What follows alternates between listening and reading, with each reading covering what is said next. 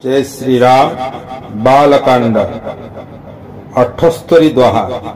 सुनत बचन बिहसे ऋषय गिरिसंभव तव देह, नारद कर उपदेश सुनी कहौ बसेहु किशुगेह।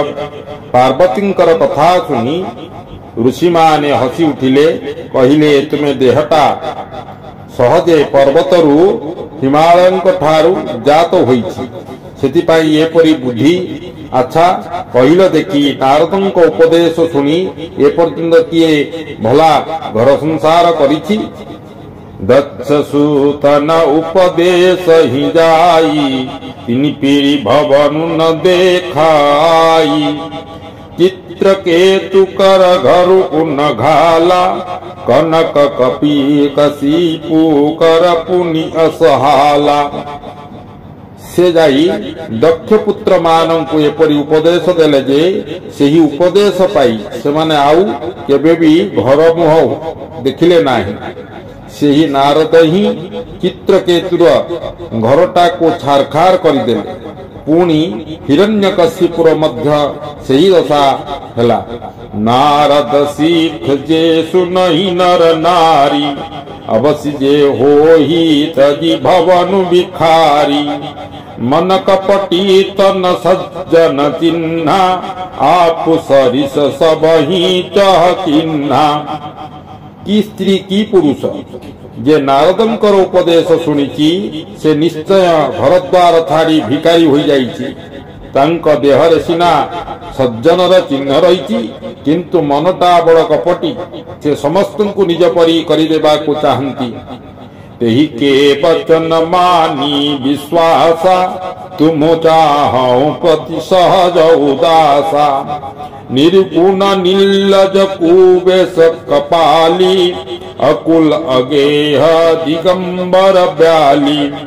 कहौ कवन सुख असबर पाई, भल भूली हूँ ठग के गौराई। पंच कहे शिव सती विवाही, पुनि अवटेरी मराय निताही। सेई नारदंकर कथा को विश्वास करी तुमे ए भली जणे उदासीन निर्गुण निर्लज को पति करबा को चाहुंच ना। जहांकर बेश अति अपरिष्कार, जे खपुरी हाड़ गुड़ाए माल करी पिंधि थांती। जहांकर कूल नाही कि घर नाही, जे लंगड़ा होई बुलु थांती एवं साप गुड़ाए अलंकार करी पिंधि थांती। से परी स्वामीटीए पाइले तुमे की सुख पाइब कहिल। तुमे सही ठक नारदंकर प्रवंचनारे पड़ी बड़ भूल करुछ। भल लोकंकर कथा सुनी शिव आगे सीतांकु विवाह करिथिले, जे किछि दिन परे तांको छाड़ी देले। तांकरी सतींकु विवाह करिथिले, जे तांको छाड़ी देले। परे तांकरी हेतु से बिचारी मला। अब सुख सोबत सोचु नहीं, भीख मागी भव खाही।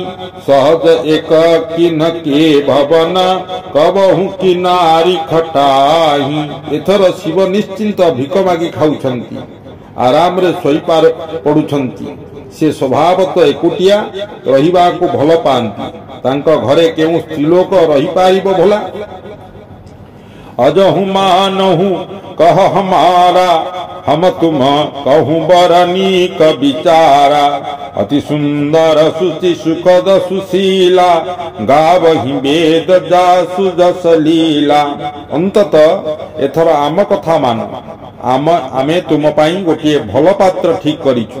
से भारी सुंदर सुखद पवित्र सुशील, देवगण मध्य तांकर जस रहिछि।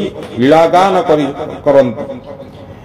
दूषण रहित सकल गुण राशि, श्रीपतिपुर वैकुंठ निवासी। असबर तुम ही मिलाओ वानी, सुनत बिहसी कह वचन भवानी।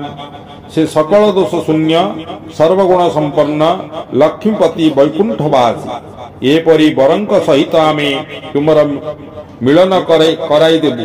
ताहा सुनी भवानी हसी हसी कहिले सत्य कहु गिरिभव तनुएहा हटन छुट छुटे बर देहा कनकौ पुनि पासानत्य होई जाय हूँ सहजुन परिहर सोई नारद वचनन में परिहरऊं बसौ भवनो उजरऊ नहीं तरऊं गुरु के वचन प्रतीति न जेहि सपने हूँ सुगमन सुख सिद्धिते ही मोर एही देह पर्वतरु जात होईछि बोली आपण माने जहा कहिछंती ताहा सत्य तेणु मोर देहटा बरं मरीजीव हेले मु जिदी छाड़बी नाही सुना पथररु उत्पन्न हुए तेणु नियारे जेते पड़िले भी से तार निज गुण छाड़े नाही मु नारदंकर उपदेश एड़ी दे पारिबी नाही मु घर संसार करी भलरे रहे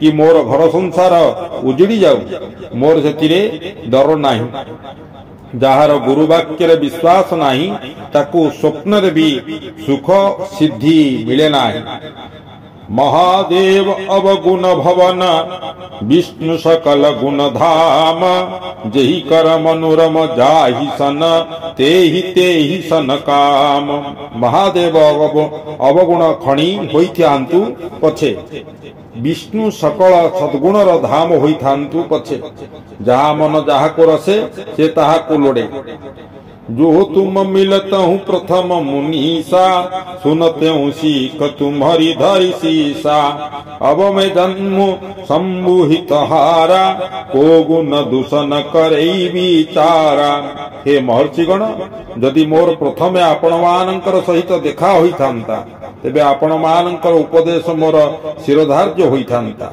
किंतु वर्तमान तो मु जीवन शिवं को समर्पण करि सारिछि मु आउ तांको दोष गुण काहि विचार करी जो तुमरे हट हृदय विशेषी रही न जाई बिनु किए बरेसी तो कौतिक अन्नालसु नाही बर कन्या अनेक जग माही आपण माने मनरे जदि प्रबल जीत थाए एवं विवाह कार्य मध्यस्थी करिवा छाड़ी जदि आपण माने रही पार नाहंती तेबे ए जगत रे अनेक बर कन्या अछंती ए भली कौतुकरे आग्रह रखिथिबा लोके तो अलस्य कौन जानती नाही